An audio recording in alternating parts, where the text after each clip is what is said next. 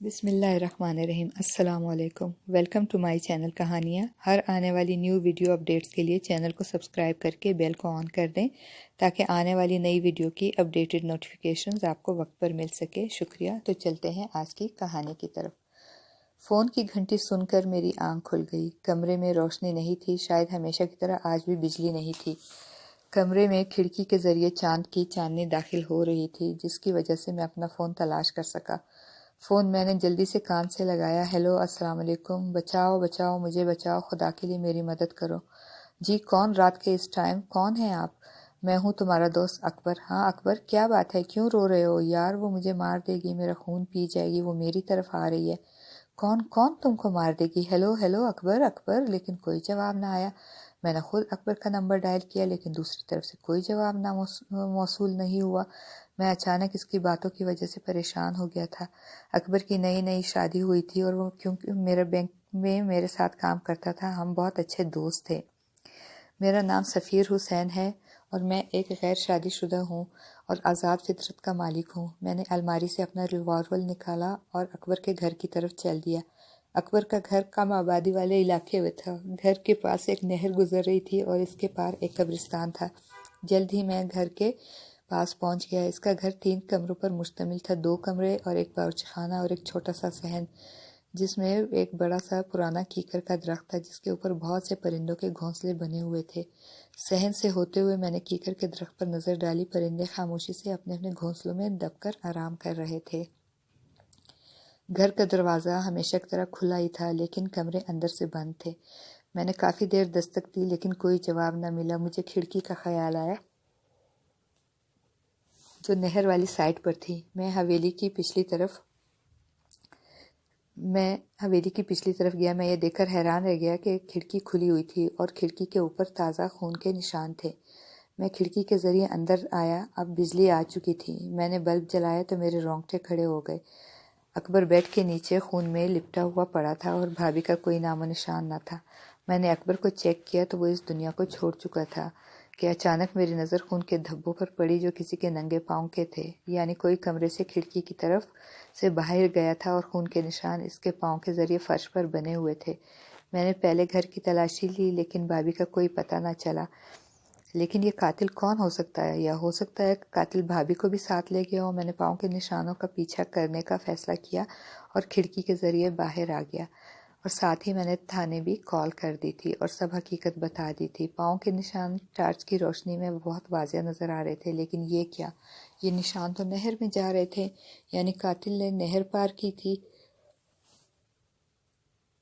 پر میں نہر پار نہیں کر سکتا تھا، اس لیے میں 1 کلومیٹر لمبا چکر نہر سے ہو کر لگایا اور پھر نہر کی دوسری جانب ان پاؤں کے نشان کو تلاش کرنے لگا۔ جلد ہی تازے پاؤں کے نشان مل گئے۔ یہ نشان قبرستان کی طرف جا رہے تھے۔ مجھے قبرستان سے ڈر لگتا ہے۔ اچانک ہی میرے کانوں میں پولیس کی گاڑی کے سائرن کی آواز سنائی دی تو میں واپس اکبر کے گھر کی طرف چل دیا۔ میں نے اپنا تعارف کروایا اور بتایا کہ یہ نشان قبرستان میں جا رہے ہیں۔ میں قبرستان میں اکیلا نہیں جا سکتا، اگر آپ نے ساتھ چلنا ہے تو چلو، کیونکہ وہ قاتل بھابھی کو قبرستان کی طرف لے گیا ہے۔ انسپکٹر نے اپنے ساتھ 2 آدمی لیے اور باقی وہاں شواہد اکٹھا کرنے لگے۔ ہم قبرستان میں داخل ہو گئے۔ قبرستان میں بہت ہی قدیمی معلوم پڑتا تھا۔ میں نے پہلے اس قبرستان میں کبھی آنا نہیں ہوا تھا۔ قبریں ٹوٹ پھوٹ کا شکار تھی۔ پاؤں کے نشان اب ہمیں نہیں مل رہے تھے۔ ہم لوگ ادھر ادھر پھر رہے تھے۔ انسپکٹر صاحب نے کہا، کیا اکبر کی کسی سے پرانی دشمنی تھی یا کوئی کاروباری دشمنی وغیرہ تو نہیں تھی؟ انسپکٹر صاحب، اکبر بہت ہی شریف اور خاندانی انسان تھا، اس کی کسی سے کیا دشمنی ہو سکتی ہے؟ اچھا، تو اس کی شادی کب اور کہاں ہوئی تھی؟ اور اس نے بینک سے کیا چھٹی لی تھی؟ سر، صبح اس کی حاضری تھی۔ ثنا سے اس کی ملاقات ایک پارٹی میں ہوئی اور اس بات کو 2 ہفتے ہو گئے تھے۔ گویا ان 2 ہفتوں کے اندر اندر شادی بھی کر لی؟ جی انسپکٹر صاحب، ثنا اس دنیا میں اکیلی تھی۔ ماں باپ ایک حادثے میں فوت ہو گئے تھے۔ اس کے چچا نے اس کو پالا تھا، اس لیے انہوں نے بھی شادی میں دیر نہیں کی۔ وہ کہاں رہتے ہیں؟ وہ بھی اسی شہر میں رہتے ہیں۔ وہ بھی شریف لوگ ہیں۔ شادی کے دن میں ان کے گھر گیا تھا۔ بہت نیک دل اور اچھی فیملی ہے۔ اچھا۔ اچانک سپاہی نے آواز دی، انسپکٹر صاحب، یہاں ایک لڑکی پڑی ہے، ہم ایک طرف چلے گئے۔ وہاں کافی درخت تھے اور ایک درخت کے نیچے بھابھی ثنا پڑی ہوئی تھی، اور میں یہ دیکھ کر حیران رہ گیا کہ وہ نشان بھابھی کے پاؤں کے تھے، کیونکہ اب ان کے پاؤں پر خون جم چکا تھا اور وہ بے ہوش تھی۔ انسپکٹر صاحب نے گاڑی والے کو کال کی، وہ قبرستان کی طرف گاڑی لے آیا اور ہم بھابھی کو اٹھا کر قبرستان سے باہر آ گئے۔ گاڑی وہاں پہلے سے ہی موجود تھی اور اس کو ہسپتال لے گئے۔ بھابھی کافی دیر سے بے ہوش تھی اور اب وہ ہی بتا سکتی تھی کہ اکبر کا قاتل کون ہے اور وہ قبرستان میں کیسے آئی ہے۔ میں اکبر کے کفن دفن میں مصروف تھا۔ اکبر کا بھائی اور والد بھی گاؤں سے آئے تھے۔ اکبر کا بڑا بھائی اکرم بہت پریشان تھا کیونکہ وہ اپنے بھائی سے بہت پیار کرتا تھا۔ والد کا بھی بہت برا حال تھا، وہ تو اکبر کی ضد کے پیچھے خاموش تھے۔ اکبر ہی ضد کر کے شہر آیا تھا اور بینک میں ملازم ہو گیا تھا۔ شادی بھی اس نے اپنی پسند سے کی تھی۔ ثنا بھابھی پر بھی کوئی شک نہیں کر رہے تھے، بس طرح طرح کی باتیں کر رہے تھے۔ شادی کو کچھ ہی دن ہوئے تھے اور ابھی تک اکبر کی چھٹی بھی ختم نہیں ہوئی تھی، تو وہ لوگ ثنا بھابھی پر شک کس طرح کر سکتے تھے؟ کیونکہ جب تک آپ کسی سے ملتے جلتے نہیں، آپ کو کیسے معلوم ہوگا کہ وہ کون ہے اور کس طبیعت کا مالک ہے؟ آج اس واقعے کو 3 دن ہو گئے۔ بھابھی ابھی تک بے ہوش تھی اور قاتل کا کوئی سراغ نہیں مل رہا تھا۔ میں بینک سے واپسی پر ہسپتال کا چکر لگاتا تھا۔ اکبر بھائی اور اکبر کی والدہ صاحبہ ہسپتال میں ہی تھے۔ ان کو پتہ تھا کہ بھابھی وہ ذریعہ ہے جس کے ذریعے ہم قاتل تک پہنچ سکتے ہیں۔ پولیس کے 2 آدمی بھی ہر وقت ڈیوٹی پر ہوتے تھے۔ ہمیشہ کی طرح میں فارغ ہو کر تھانے گیا تو میری ملاقات انسپکٹر سے ہو گئی۔ انسپکٹر خان میرے کلاس فیلو تھا اور ہماری بہت اچھی دوستی بھی تھی۔ میں نے سارا واقعہ خان کو بتایا۔ انسپکٹر خان کسی گہری سوچ میں ڈوب گیا۔ کافی دیر کے بعد وہ بولا، اس قسم کے 2-3 کیس پہلے بھی ہوئے ہیں۔ کیا مطلب؟ کیسے کیس خان؟ اکیلا گھر، آبادی سے دور رہتا تھا، یعنی کم آبادی والا علاقہ تھا۔ اس کے گھر میں صرف وہ پہلے اکیلے ہی رہتے تھے اور پھر شادی بھی اچانک اور ایک انجان لڑکی سے کی۔ یہ بات تو ٹھیک ہے، لیکن ثنا بھابھی تو بہت اچھی ہے، کافی خدمت کرتی تھی اکبر کی۔ اچھا، تو وہ کہاں ہے؟ کیا زندہ ہے؟ ہاں، وہ زندہ ہے اور اسپتال میں داخل ہے اور بے ہوش ہے۔ چلو سفیر اسپتال چلتے ہیں، وہاں پر ہی بات واضح ہوگی۔ جب ہم وہاں پہنچے تو اکرم بھائی وہاں موجود تھے۔ اکرم بھائی، بھابھی کو ہوش آیا؟ نہیں، وہ ابھی تک بے ہوش ہے اور اندر تھیٹر روم میں ہے۔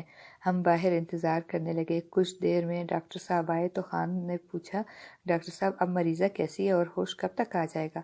وہ خطرے سے باہر ہے، ہوش بھی جلدی آ جائے گا۔ کیا ہم دیکھ سکتے ہیں اس کو؟ ہاں ہاں، کیوں نہیں، اس کو کمرے میں شفٹ کر دیا گیا ہے۔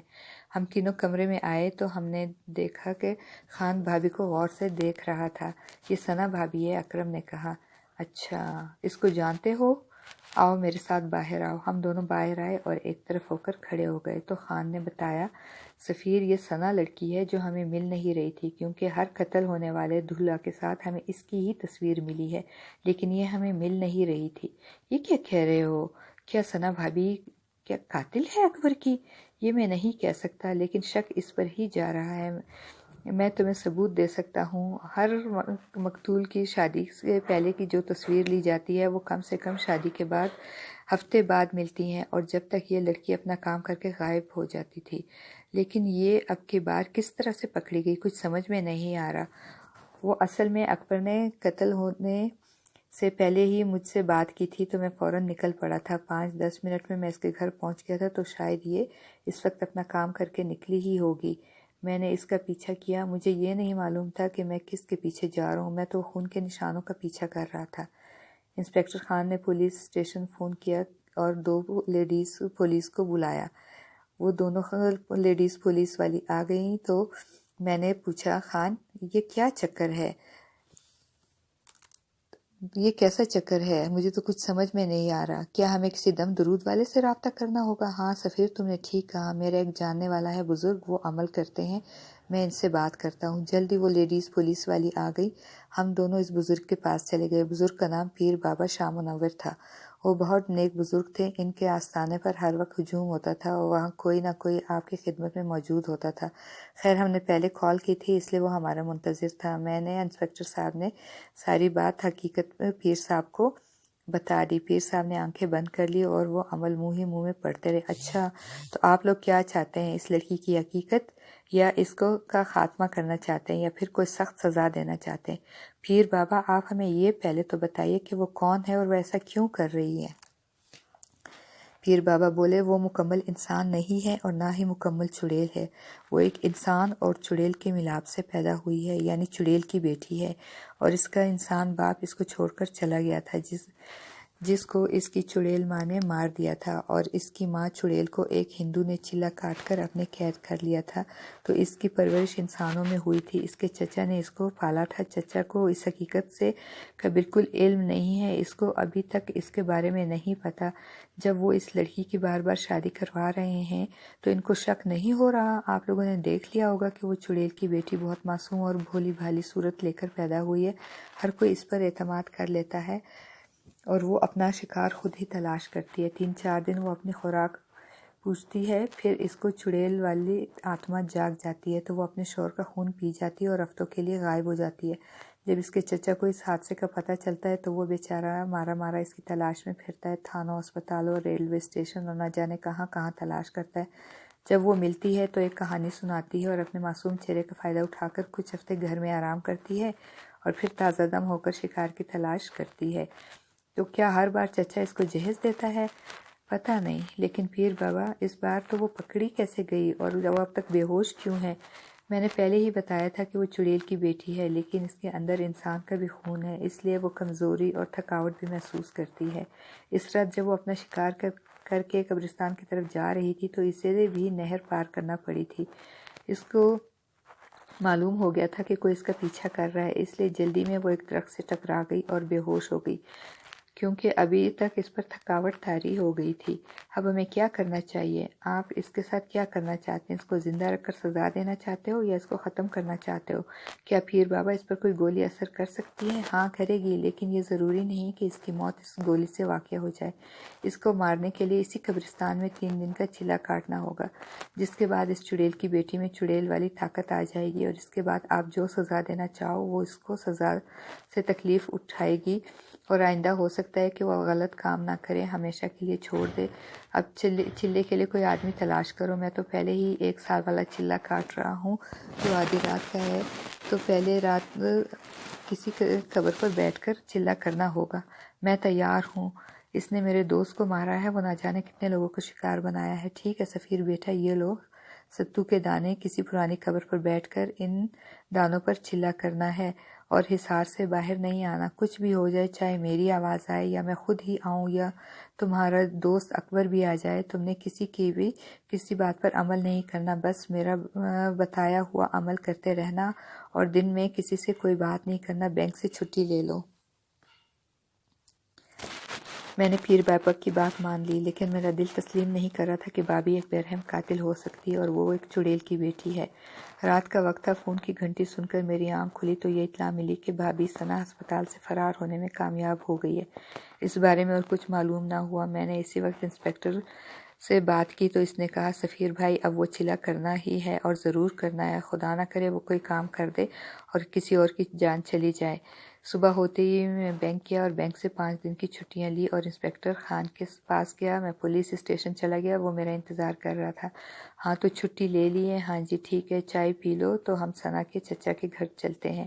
ٹھیک ہے میں تیار ہوں، اور مجھے اس کے گھر اچھی طرح سے یاد ہے۔ ایک پڑوسی نے بتایا پتہ چلا کہ کل رات کو جہانگیر صاحب کا انتقال ہو گیا، اس لیے اس کو دفن کرنے کے لیے سب لوگ ان کے آبائی گاؤں گئے ہیں۔ کیا ثنا بھابی بھی ان کے ساتھ ہوگی؟ ظاہری بات ہے کہ ثنا باجی چچا جہانگیر سے بہت پیار کرتی ہیں، انہیں تو جانا ہی چاہیے تھا۔ ان کا گاؤں کہاں ہے؟ انسپکٹر خان نے پوچھا۔ اس کے گاؤں کا نام ہے لال سندر والا اور وہ موٹر وے کے ساتھ ہے، فیصل آباد سے کچھ پہلے ہی ہے۔ ہم سب سے پہلے پیر صاحب کے پاس گئے تو انہوں نے کہا اس بات کا فائدہ اٹھا لو سفیر، تم اپنا چلا آج رات سے شروع کر لو، اور انسپکٹر خان تم بے شک اس کے پیچھے گاؤں چلے جاؤ۔ اگر وہ وہاں نہیں ہے تو ملتی ہے یا وہاں سے غائب ہوتی ہے تو مجھے اطلاع دینا، میں پھر عمل سے پتہ کروں گا کہ وہ کہاں ہے۔ ٹھیک ہے پیر صاحب، جس طرح سے آپ کا حکم۔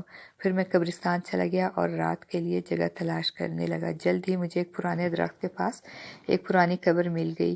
میں اس پر نشان لگا کر آ گیا اور کھانا کھا کر سو گیا۔ میری آنکھ شام کو 5 بجے کھلی، اندھیرا ہونے میں کچھ دیر باقی تھی۔ میں اپنی جگہ پر پہنچ گیا، وہاں پر میں نے حصار کھینچا تو میں اس قبر پر بیٹھ گیا اور چلا شروع کر دیا۔ پہلی رات سکون سے گزری۔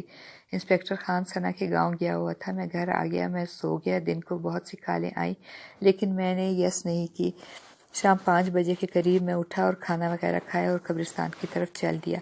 अपनी जगह पर पहुंचकर मैं बैठ गया अपने काम पे और चिल्ला करने लगा। आज मौसम बहुत ख़राब मालूम होता था, चांदनी का भी कोई नामो निशान ना था। हवाएं तेज़ से तेज़ तर होती चली जा रही थी और मुझे चिल्ला करने में मुश्किल हो रही थी। मैं हैरान था कि जब मैं घर से निकला तो मौसम साफ़ था, लेकिन जब कब्रिस्तान में कदम रखा तो मौसम ख़राब हो गया। खैर, मैं इल्म कर चिल्ला करने लगा कि आसमान पर बिजली चमकी और बादल शोर करने लगे। हवाएं तेज़ तेज़ चलने लगी, बहुत ज़्यादा शोर हो रहा था। मुझे अमल करने में मुश्किल तो हो ही रही थी। कुछ देर बारिश शुरू हो गई, लेकिन ये क्या, बारिश इस हार के बाहर हो रही थी और जिस जगह मैं था वहाँ कोई असर ना हो रहा था। बादल खूब बरसा, हर तरफ पानी ही पानी हो गया, लेकिन हैरान करने वाली बात यह थी कि पानी का एक कतरा भी मेरे करीब नहीं आ रहा था। मौसम अब साफ था, चांद नज़र आ रहा था और चांदनी हर चीज़ को मुनव्वर कर रही थी। बादलों का शोर थम चुका था और अब मुकम्मल खामोशी थी। मैंने अपना अमल जारी रखा। सुबह होने से पहले मुझे इंस्पेक्टर खान अपने पास आता हुआ नज़र आया। खान ने कहा, सफ़ीर, ये अमल चिल्ला छोड़ दो, हमने सना को मार दिया, वो मर चुकी है। लेकिन इस वक्त मैं होश में था, मुझे पीर बाबा वाली बात याद थी। मैं भला चिल्ला कैसे छोड़ सकता था? मैं चिल्ले में मगन रहा। खान ने कहा, उठ जाओ मेरे दोस्त, क्यों अपना वक्त बर्बाद कर रहे हो? आओ मेरे साथ, मेरा हाथ पकड़ो। खान मेरी तरफ हाथ बढ़ाया तो इसके मुंह से चीख निकल गई और वो गायब हो गया। मैंने खुदा का शुक्र अदा किया कि मैंने कोई गलत कदम नहीं उठाया। सुबह हुई तो मैं घर लौटाया और खाना खाकर सो गया। शाम को अपने टाइम पर उठा और अपना सख्त इम्तिहान होने वाला था और मैं इसके लिए तैयार था। मैंने आज मगरिब की नमाज कब्रिस्तान के पास अदा की थी, क्योंकि पहले मैं घर में अदा करके जाता था। चिल्ला मैंने अपने टाइम पर शुरू किया। वो तकरीबन आधी रात का वक्त था जब मुझे दूर से किसी के कदमों की आहट सुनाई दी। कोई सफ़ेद साया मेरी तरफ आ रहा था। करीब आया तो मैंने देखा कि वो सना ही है। इसने बहुत मासूम सूरत बनाई हुई थी और मुझसे माफ़ी मांगने लगी। सफ़ीर भाई, मुझे माफ़ कर दो, मैं जीना चाहती हूँ, मेरा वादा है आइंदा मैं किसी को नुकसान नहीं पहुँचाऊँगी। काफ़ी देर खड़ी रही मैं, फिर खामोश और मायूस होकर चली गई। कुछ देर बाद खामोशी रही, फिर भी बाबा मेरे सामने आए और उन्होंने कहा, बेटा, इसको माफ़ कर दो, वो तुमसे माफ़ी मांग रही है। इसकी ये सज़ा बहुत है कि सबके सामने इसका चेहरा बेनकाब हो गया। मैं पीर बाबा की बात करने ही वाला था कि मेरे कानों में आवाज़ है, ये सब नज़र का धोखा, ये मैं नहीं हूँ, तुम अपना अमल जारी रखो। फिर वो पीर बाबा भी वहाँ से चले गए। मैं इसी चक्कर में था कि ये चिल्ला किस तरह पूरा हो। सुबह होने से पहले कब्रिस्तान एक शोर से जाग उठा। कब्रों से मुर्दे निकलने लगे, दरख्त टूटने लगे, परिंदे बेचैन होकर हवा में उड़ते रहे। कुछ दरख्तों को आग लग गई। जिस कब्र पर मैं बैठा हुआ था वो भी मुसलसल तड़प रही थी और मुझे अपना अमल करने में मुश्किल हो रही थी।